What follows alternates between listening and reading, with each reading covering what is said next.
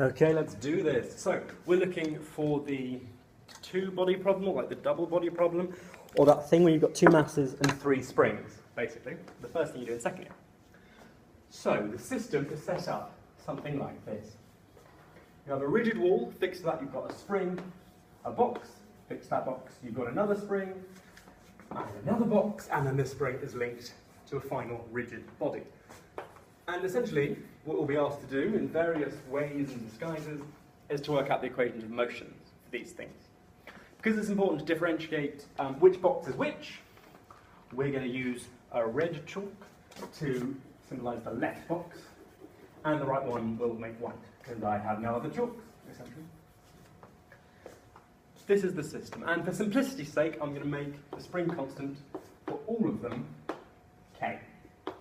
We can advance to k1, k2, k3 in a bit, but for now, we're just going to keep it as k, and again, the masses, we're just going to keep the same. We'll alter it and mix it up in a bit, but that's not the aim of what we're trying to do here. Okay.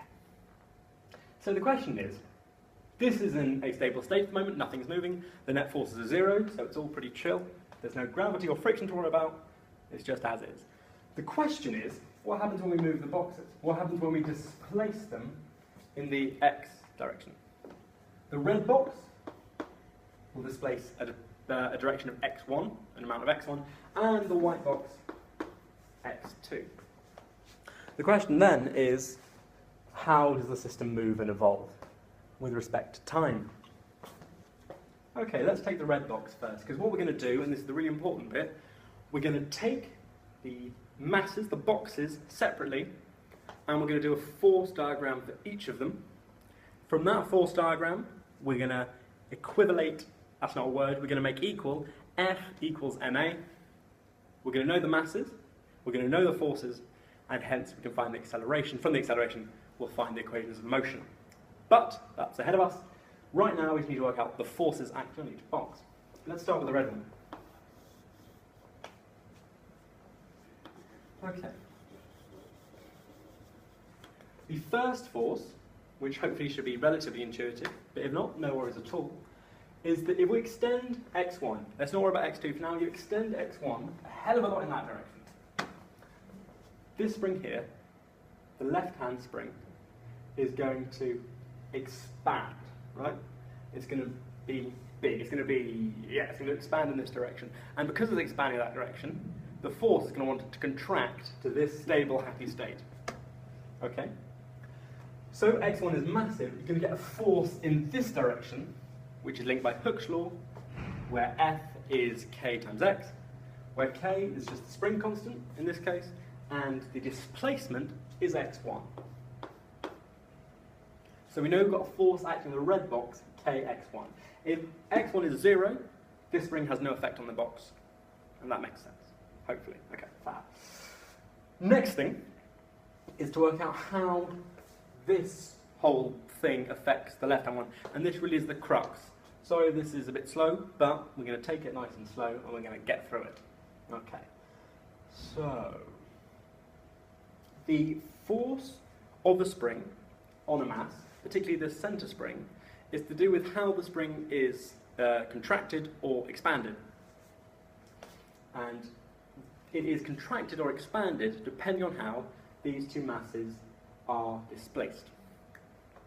Okay, so we're not going to do some maths. Right now what we do is just intuitively talk through it and make sure our mass at the ends agrees with those thoughts. Focusing really on the centre spring and how it affects the red box.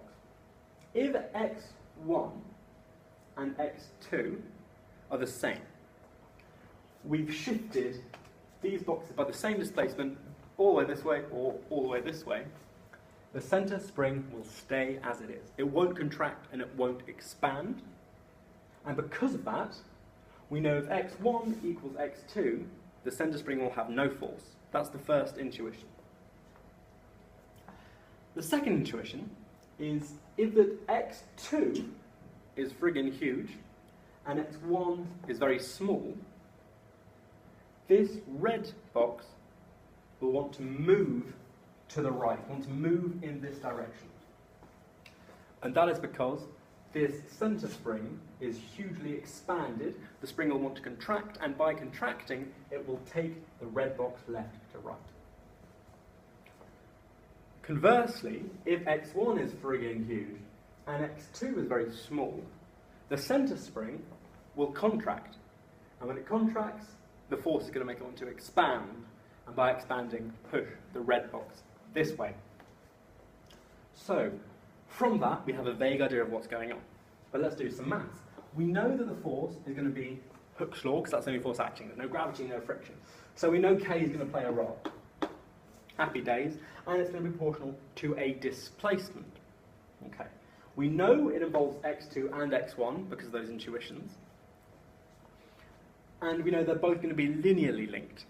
Okay, because we know Hooke's law is a linear thing. It's not kx squared, it's just kx. So we need to work out the displacement. So we know it's a linear combination of x1 and x2. We don't know which way around that is yet, let's do that now. So, if x1 equals x2, 0. So, we know from that there's going to have to be a minus sign. Either x1 minus x2 or x2 minus x1. Which way around does the 1 and the 2 go? Well, if x2 is huge, this force is going to be this way.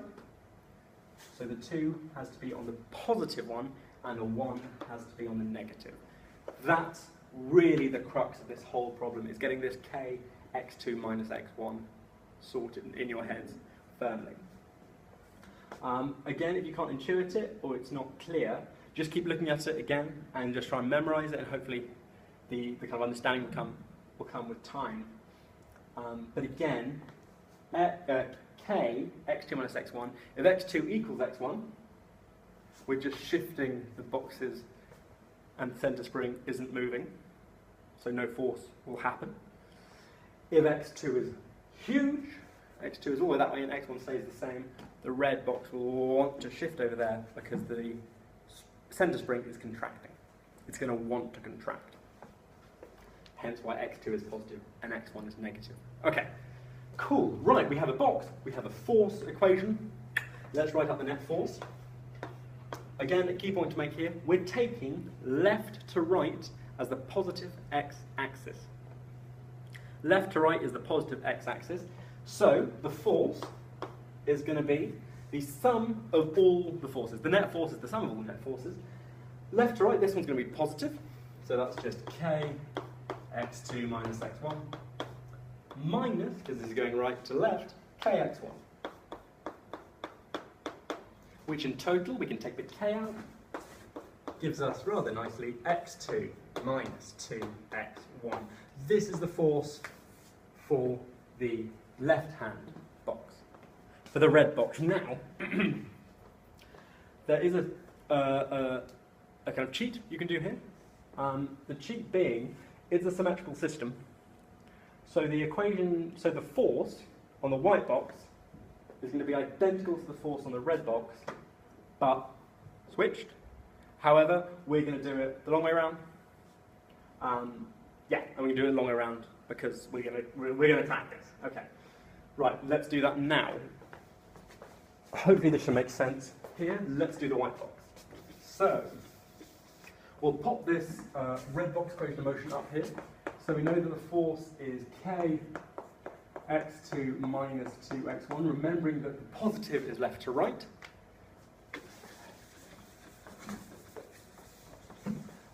Yeah, let's do the white box. So, we have the white box here.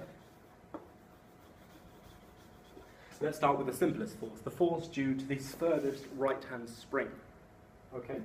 If that spring is really expanded, if it's hugely expanded, it's going to want to contract. If it's contracted, it's going to want to expand. So, there's going to be a force pushing it this way, which is related to kx2. Okay? So,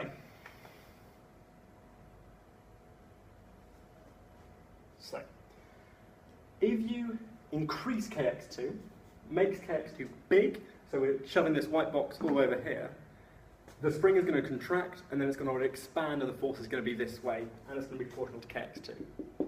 Again, slightly counterintuitive, but give it a second, your head will get around it. That'll be fine. So yeah, that's the relatively easy one. Now we get the more challenging one, where we're going to have a force, and again, we know it's linearly connected to k, because it's Hooke's law, and we know it's linearly connected to both displacements, because intuitively we understand if we displace one box, the other will be affected, because it's not one of these rigid walls. So we have x, and we have x again. Same rules apply as the last time. If x1 equals x2, there'll be no force due to the centre spring. Yeah? There'll be no force because all we're doing is just translating the two boxes. The centre spring will stay the same, will stay in its happy state, and there'll be no force. So we know it's going to be minus. The only question now is that x2 minus x1 or x1 minus x2. Let's find out. Let's say x1 is very, very small, and x2 is friggin' huge. x2 is friggin' huge, x1 is very small. This centre spring here is going to expand, and the force is going to make it want to contract, bringing the white box from right to left. If x1 is very big and x2 is very small, this spring will contract, and the force will make it want to expand, pushing the white box from left to right.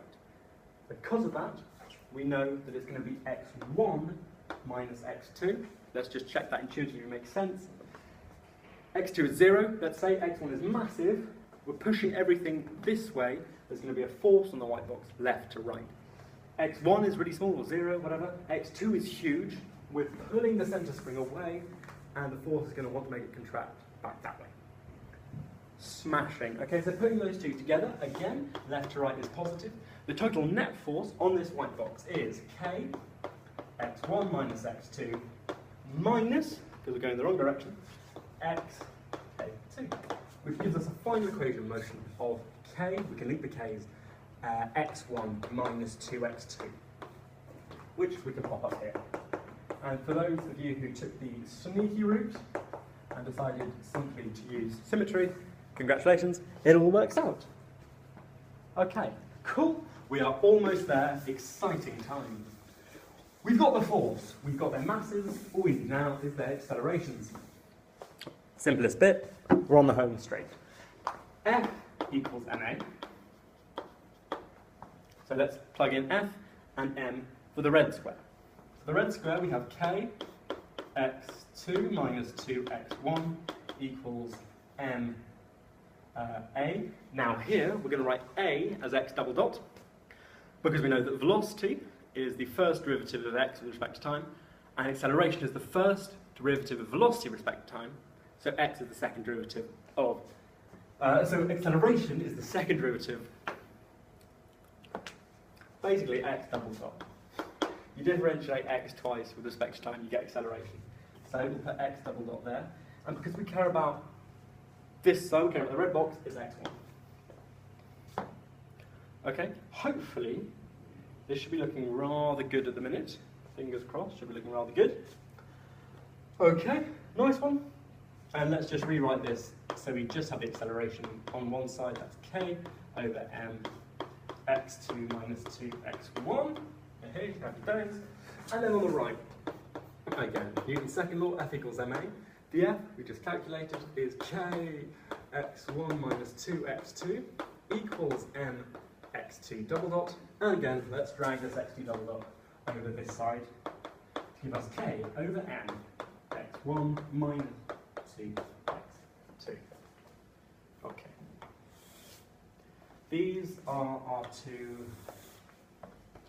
equations of motion. Exciting times. And yes, so we have x1 double dot equals k over m, x2 minus 2x1, x2 equals k over n, x1 minus 2x2. Right, hopefully that all makes sense. If not, feel free to Facebook or email me. I think, oh, not quite it. We'll do something about simple harmonic motion. We'll do that now.